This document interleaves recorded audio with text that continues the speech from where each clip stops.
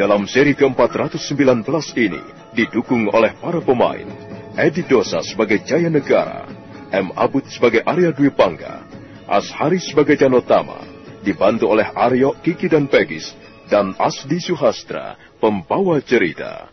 Selamat menikmati.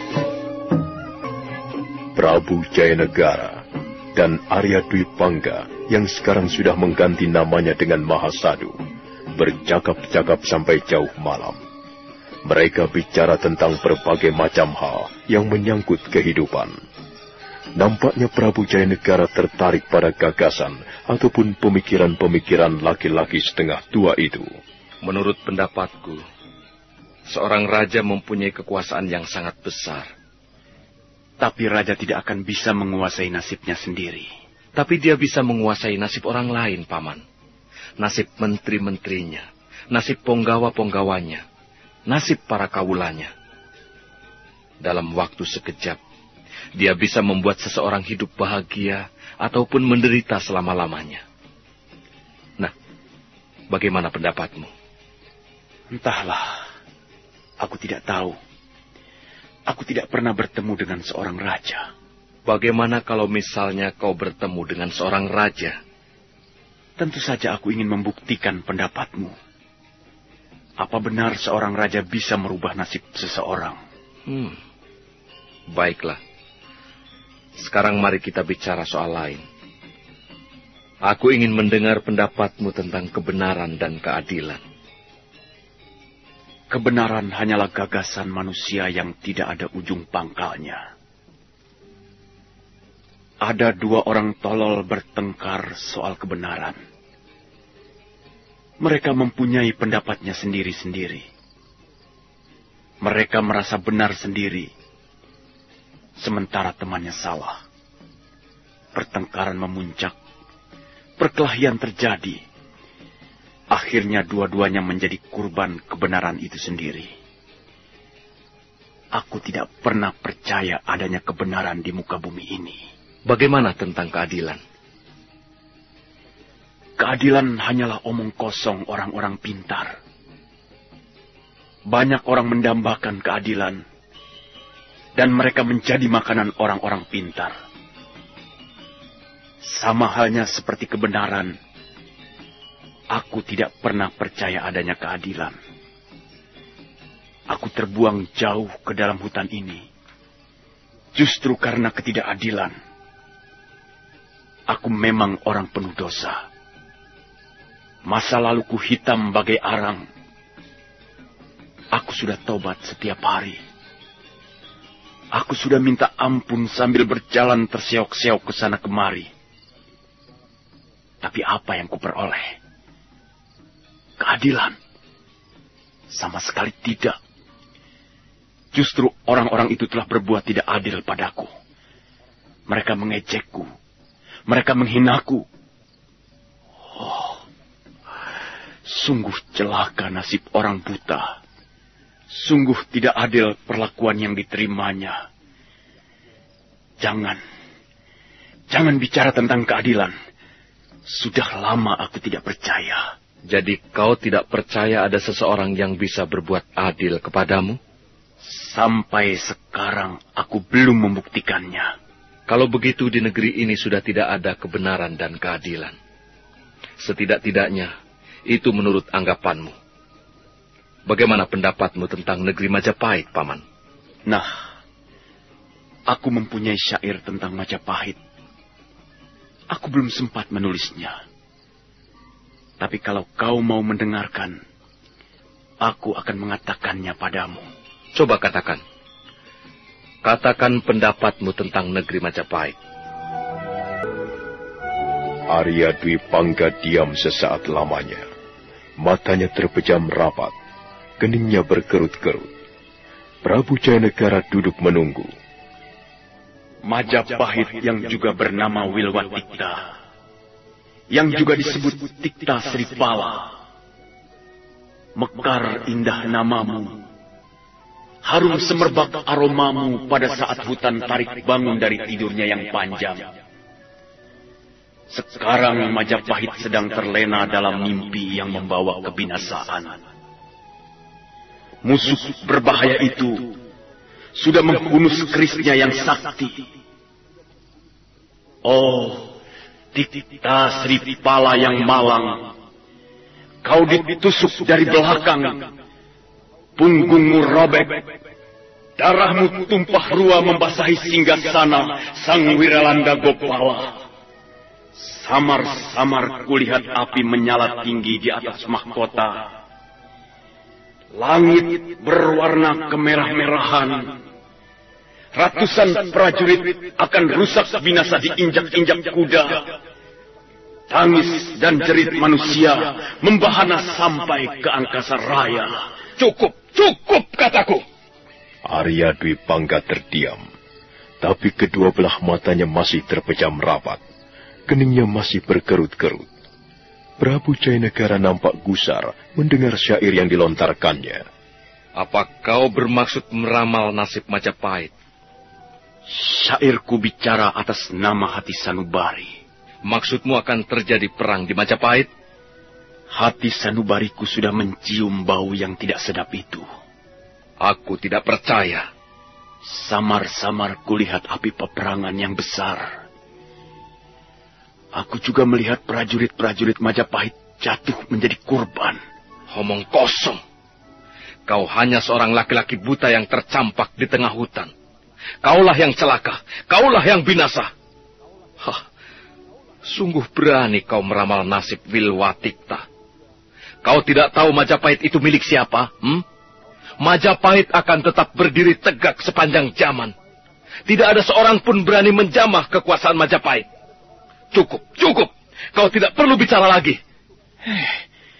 Mengapa kau marah-marah? Aku tidak mempunyai maksud jahat padamu. Kau sendiri yang ingin mendengar pendapatku tentang negeri Majapahit. Dengar baik-baik. Matamu buta, tapi telingamu mungkin masih bisa mendengar dengan baik. Akulah Raja Majapahit. Akulah yang mengendalikan Wilwatikta ini dengan tangan-tanganku. Akulah yang berdiri di pundak Tikta Sripala. Akulah Jayanegara. Akulah Sri Wiralanda Gopala. Kau boleh percaya, boleh tidak. Tapi akulah yang menguasai nasib seluruh manusia, seluruh makhluk hidup yang menghuni bumi Majapahit. Arya Dwi Pangga terkejut mendengar perkataan Prabu Jayanegara. Tapi tentu saja dia tidak bisa percaya begitu saja. Malam terus mengalir perlahan-lahan. Mereka tidak bicara lagi sepatah kata pun. Akhirnya pagi tiba. Dari jauh terdengar derap orang-orang berkuda.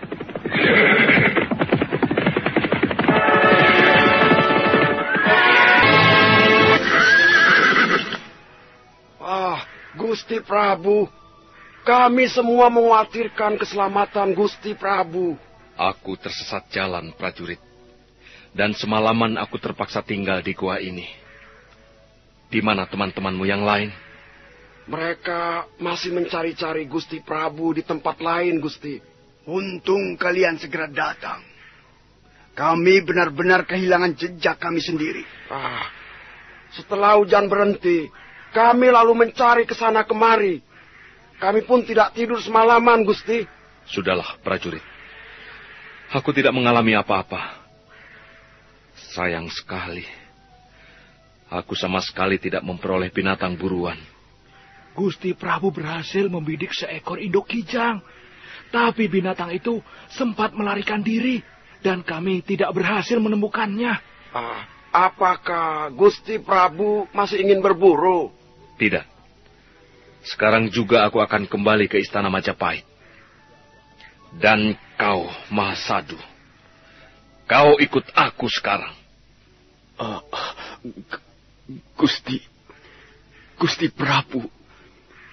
Gusti Prabu Jayanegara. Jadi hamba semalam bercakap-cakap dengan Gusti Prabu Jayanegara. Aku akan membuktikan kata-kataku, Mahasadu. Aku akan membuktikan bahwa aku sanggup merubah nasib seseorang. Tapi kau pun harus membuktikan ramalanmu. Ayo prajurit, bawa dia pergi. Baik, Gusti Prabu.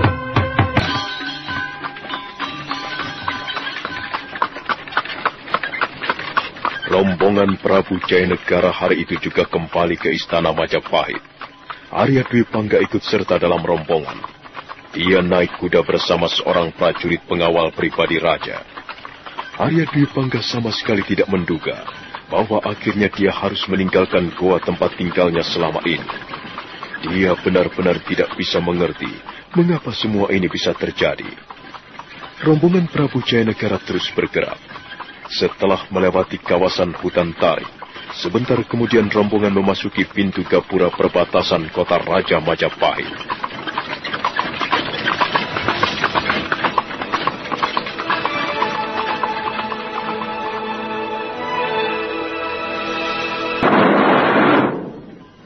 Nah, sekarang kau boleh tinggal di sini. Kau tidak perlu takut kelaparan. Kami akan memberimu makan sehari sekali. Oh, di mana aku sekarang ini? Kau bawa kemana aku ini? Sekarang kau sudah sampai di istana Majapahit. Tapi tentu saja kau tidak tinggal di istana. Kau cukup tinggal di sini saja, di ruang tahanan. Jadi aku dimasukkan ruang tahanan. Apa salahku? Kalian ini siapa? Seharusnya kau tahu apa kesalahanmu, Paman. Bukankah kau berani meramal nasib Majapahit di depan Gusti Prabu Jayanegara? Nah, itu merupakan kesalahan yang sangat besar. Dan kemungkinan kesalahanmu yang besar itu tidak akan diampuni. Tapi aku tidak tahu. Aku tidak tahu bahwa beliau Sang Prabu Jayanegara. Sekarang kau sudah tahu kan? Ya sudah. Terima saja nasibmu. Daripada tinggal sendirian di hutan. Lebih enak di sini. Kau tidak perlu bekerja apa-apa lagi. Kau tinggal meringkuk di situ sambil merenungi nasibmu. Ayo, kita pergi. Nah, selamat tinggal Tuan Prama. Dua orang prajurit pengawal pribadi raja bergegas pergi. Sekarang Arya Dwi Pangga tinggal sendirian di ruang tahanan. Dia belum bisa menerima apa yang baru saja dialaminya. Dia benar-benar tidak bisa mengerti. Dasar celaka. Nasibku benar-benar celaka. Sekarang malah aku dimasukkan ke ruang tahanan. Oh, nasib. Nasib manusia kalau lagi busuk ia begini. Bagaimana aku bisa percaya pada keadilan? Mana itu keadilan? Keadilan hanyalah sebuah kata ciptaan orang-orang pintar. Semua itu omong kosong.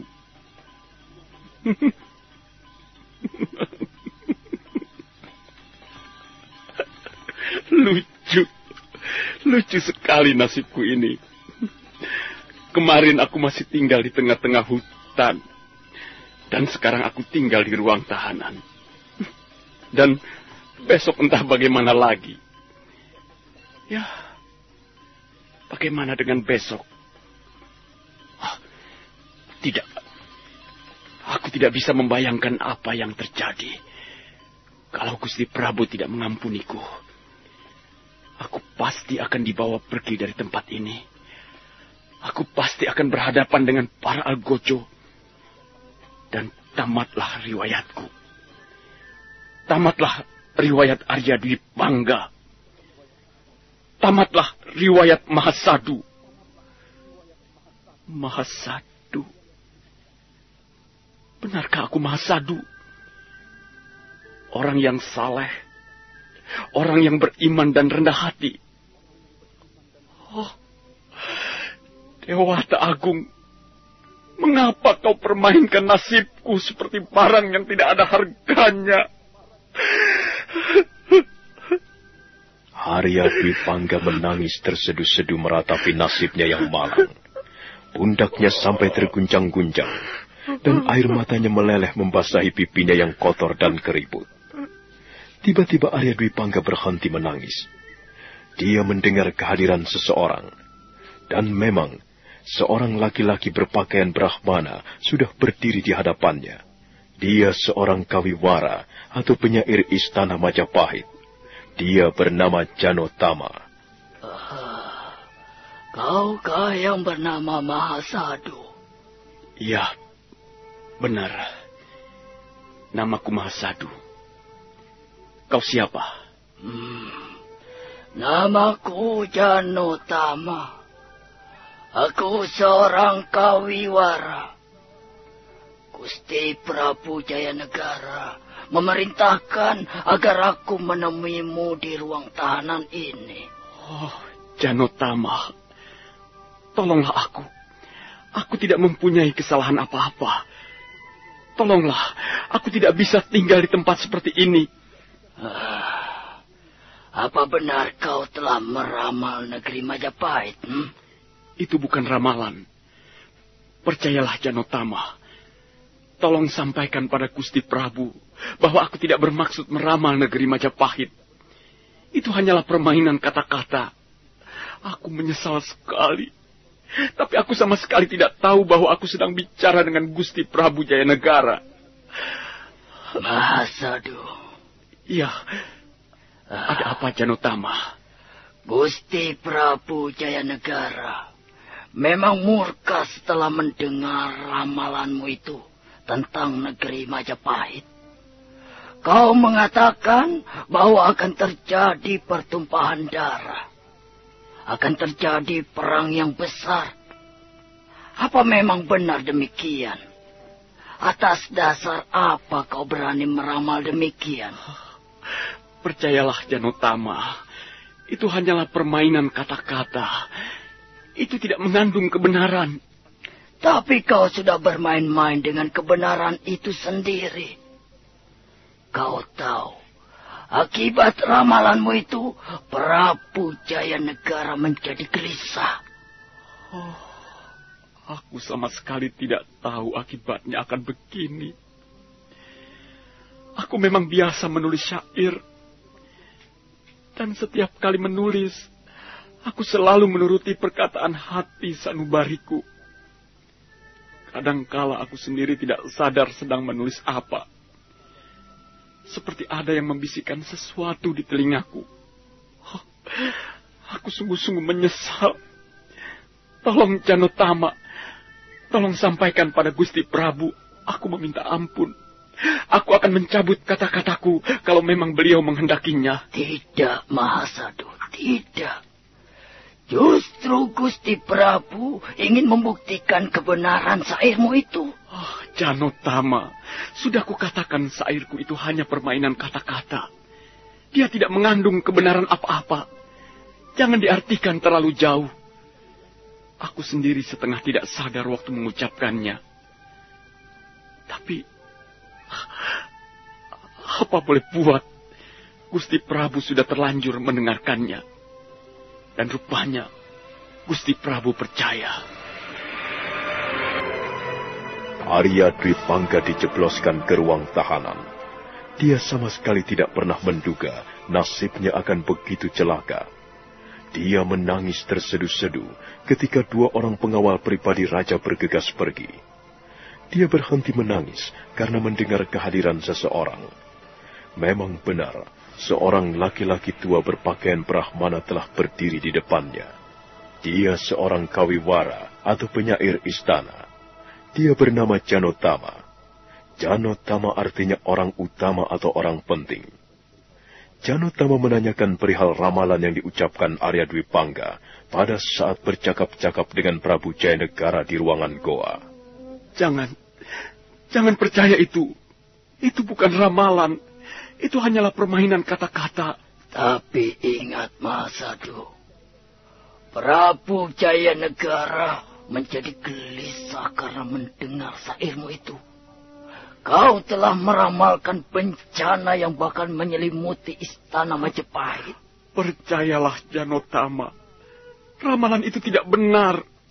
Mahasadu, coba Mahasadu. Aku ingin melihat syairmu itu. Apa benar syairmu itu bicara tentang ramalan? Aku belum sempat menuliskannya di atas rontal. Syair itu kuucapkan begitu saja pada saat aku sedang bercakap-cakap dengan Gusti Prabu Jayanegara. Apa kau masih bisa mengucapkannya sekali lagi, Mahasadu? Sudahlah, Janotama. Aku menyesal sekali. Sekarang aku sendiri tidak percaya. Syair itu telah mendatangkan malapetaka bagiku. Sudahlah, lupakan saja. Ini merupakan perintah Gusti Prabu Jayanegara, Mahasadu. Aku harus tahu bunyi syairmu itu. Aku ingin mendalami isinya. Kau tidak perlu takut. Ucapkan saja syairmu perlahan-lahan. Dan aku akan mencatatnya. Ayo Mahasadu. Apalagi yang kau tunggu? Ucapkanlah syairmu itu. Baiklah, Janotama. Tapi, maukah kau menolong aku? Menolong bagaimana maksudmu, ha? Maukah kau menghadap Gusti Prabu untuk menyampaikan permohonanku? Sungguh, Janotama, aku sama sekali tidak bermaksud meramal negeri Majapahit. Aku telah mencabut isi ramalan itu. Mahasadu, kau tidak perlu takut. Kalau memang ramalanmu itu benar, kau bisa menolong dirimu sendiri. Ayo Mahasadu, aku sudah siap. Ucapkanlah syairmu itu perlahan-lahan saja. Ya, sebab aku harus menulisnya.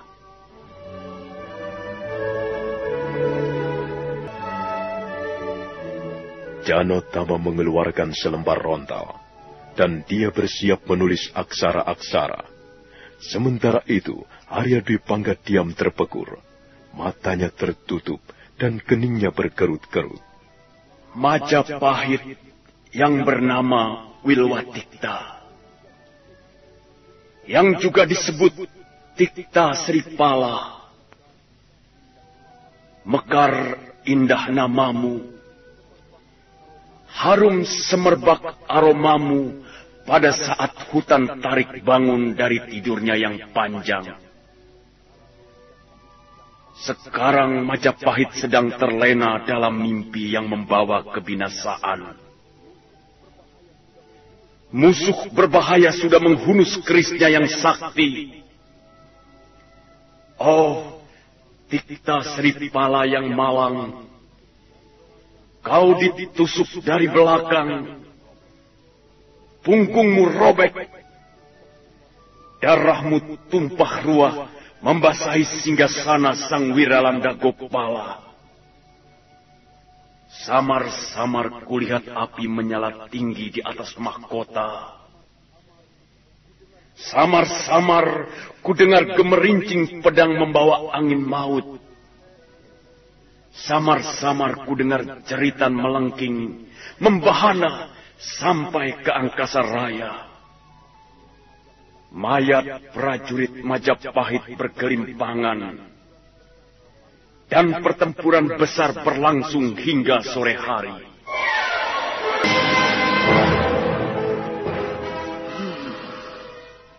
Syairmu bagus sekali, Mahasadu. Tapi bunyinya sangat mengerikan. Jelas syairmu itu merupakan ramalan tentang negeri Majapahit.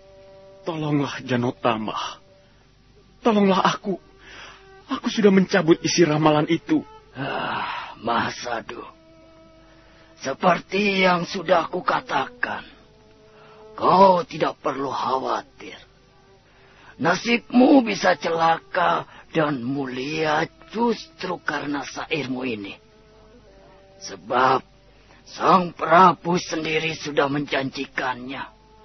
Kalau memang ramalan syairmu itu mengandung kebenaran, itu merupakan suatu keberuntungan yang sangat besar bagimu. Tetapi sebaliknya, kalau ramalanmu itu palsu dan isinya hanya kata-kata kosong, isinya hanya dusta, kemungkinan besar kau akan berhadapan dengan para algojo istana Majapahit. Nah, Mahasadu, untuk sementara kau memang harus tinggal di sini. Sekarang biarlah aku pergi. Aku ingin mempelajari sekali lagi isi syairmu itu. Janotama melipat rontal, kemudian memasukkannya ke balik lipatan pakaiannya. Dan setelah itu dia melangkah pergi. Arya Dwi Pangga kembali sendirian. Wajahnya membayangkan rasa takut dan keputusasaan. Perlahan-lahan Arya Dwi Pangga merosot ke bawah dan duduk di lantai ruang tahanan yang dingin. Oh, aku sendiri tidak tahu betapa bodohnya aku ini. Bagaimana aku sampai berani meramal negeri Majapahit? Mulutku yang lancang ini. Sekarang aku terpaksa menerima akibatnya. Oh, Dewata Agung, selamatkanlah aku. Jauhkanlah aku dari pedang algojo istana Majapahit. Aku belum mau mati. Sekalipun hidupku sudah hancur, tapi aku belum mau mati. Aku belum mau meninggalkan dunia fana ini.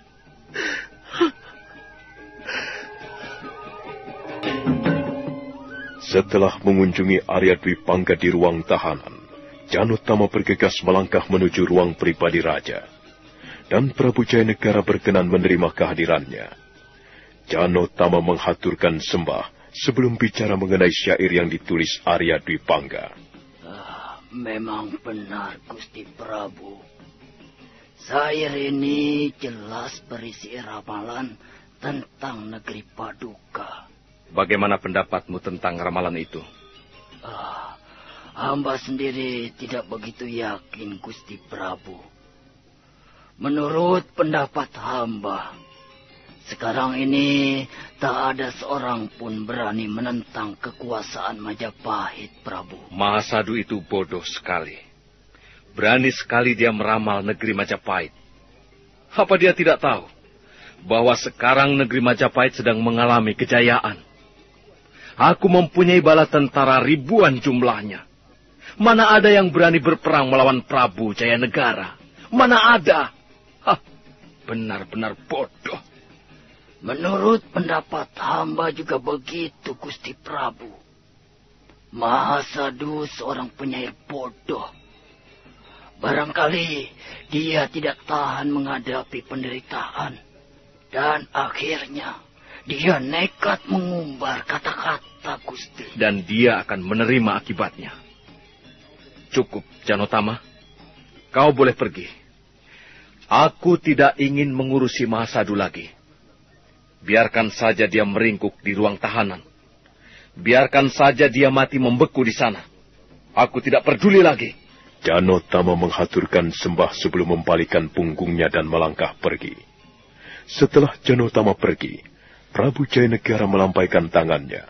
Seorang prajurit pengawal pribadi raja bergegas menghadap. Ya, Gusti Prabu. Tolong panggil Eyang Pati kemari. Cepat, prajurit. Baik, Gusti Prabu. Ampun, Gusti Prabu. Hamba sudah menghadap. Eyang Pati. Ya, Gusti Prabu. Pada saat berburu di tengah hutan Tarik, aku sempat bertemu dengan Paman Nambi. Katanya Paman Nambi bermaksud pergi ke Lamajang untuk menengok orang tuanya yang sedang sakit keras. Apakah benar begitu, Eyang Pati? Iya, mungkin saja begitu, Gusti Prabu. Apa dia tidak mengirim pesan apa-apa kepadamu sebelum berangkat? Tidak, Gusti Prabu. Adi Nambi sama sekali tidak mengirimkan pesan apa-apa. Padahal hamba sempat bertemu di alun-alun sore harinya. Tapi dia tidak mengirimkan pesan apa-apa untuk Gusti Prabu Jayanegara. Oh, begitu. Iya, begitu. Tapi menurut Paman Nambi, dia mengirimkan pesan padamu sebelum berangkat. Kalau begitu dia telah berdusta. Dia telah berbohong. dia telah berlaku tidak jujur padaku. Ampun, Gusti Prabu. Hamba berani sumpah, Adinambi tidak mengirimkan pesan apa-apa. Tapi barangkali Adinambi sedang sibuk. Maklum orang tuanya sakit keras. Mungkin saja dia tidak terpikir mengirimkan pesan untuk Gusti Prabu Jayanegara. Mengapa sikap Paman Nambi begitu? Kalau kami tidak bertemu di tengah jalan, kemungkinan besar Paman Nambi pergi ke Lamajang tanpa izinku. Sudahlah, Gusti Prabu. Menurut pendapat hamba, Adinambi tidak bermaksud mengabaikan kewajibannya. Memang seharusnya dia minta izin dulu sebelum pergi kemana-mana. Tapi ya, barangkali hatinya sedang gelisah. Gusti Prabu sendiri harus bersabar. Nanti saja kalau Adinambi sudah kembali dari Lamajang, Gusti Prabu dapat menanyakannya secara baik-baik. Tapi aku tidak senang dengan sikapnya itu, Eyang Patih. Semula aku sudah mengampuni kesalahannya. Tapi ternyata sekarang ini dia membuat kesalahan yang baru. Sudahlah, Gusti Prabu, sudah. Janganlah perkara Adinambi dibesar-besarkan. Hamba kira Adinambi tidak bermaksud melalaikan kewajibannya. Sementara itu, Patih Nambi dan keluarganya masih dalam perjalanan menuju daerah Lamajang. Mereka sudah melewati sungai Kapulungan. Dari jauh nampak lereng Gunung Bromo disaput awan. Patih Nambi menepuk pundak kusir kereta, dan kereta pun berhenti di tepi jalan.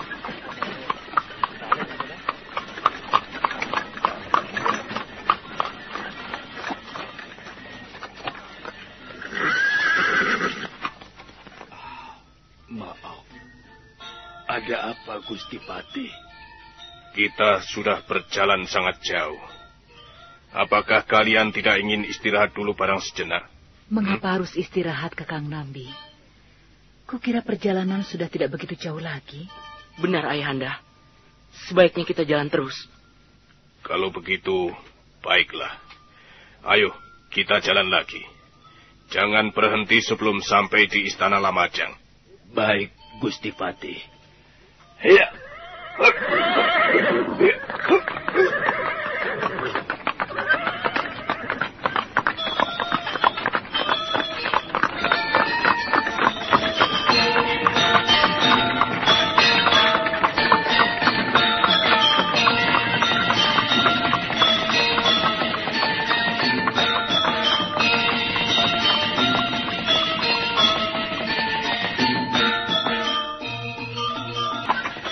Kembali rombongan Patih Nambi bergerak menyusuri daerah yang berbukit-bukit.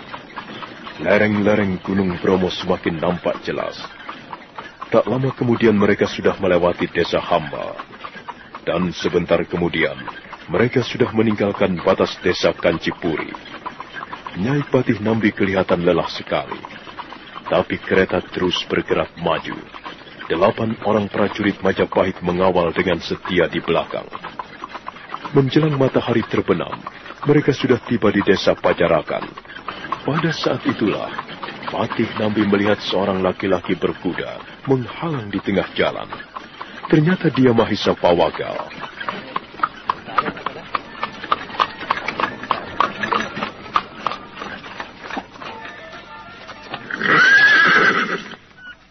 Selamat datang di Pajarakan, Kakang Nambi. Oh, kau Adi Pawagal. Bagaimana kau tahu kami pulang ke Lamajang? Sudah beberapa hari ini, aku mencegat Kakang Nambi di sini. Aku memperoleh kabar dari prajurit Lamajang. Katanya kau mau pulang. Aku juga sudah mendengar berita tentang ayandamu, Kakang Nambi. Dan aku sudah menengok beliau beberapa kali. Terima kasih, Adi Pawagal. Aku sendiri sudah tidak sabar ingin bertemu dengan beliau. Apakah sakitnya parah, Adi Pawagal? Beliau selalu menanyakan tentang dirimu, Kakang Nambi. Kasihan Ayahanda Pranaraja. Beliau memang sudah cukup tua. Mari, Kakang Nambi. Kalau Kakang Nambi ingin ke Lamajang, aku akan mengantarmu. Terima kasih, Adipawaga. Ayo, kita jalan lagi.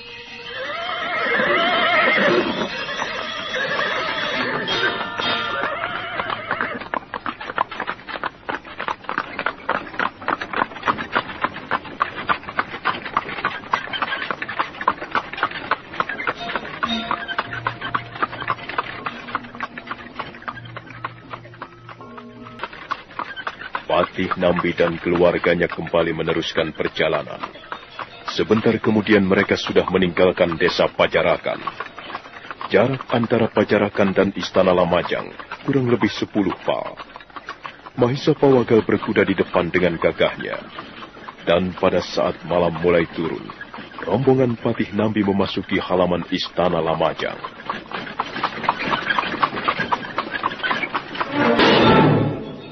Istana Lamajang berdiri di sebuah kaki bukit yang pemandangannya sangat indah. Patih Nambi dan keluarganya dengan diantar Mahisa Pawagal mulai naik ke ruangan pendopo. Beberapa orang abdi menyambut kehadiran Patih Nambi dengan penuh rasa hormat. Mereka lalu mengantarkan Patih Nambi ke ruangan bilik Pranaraja Adipati Lamajang.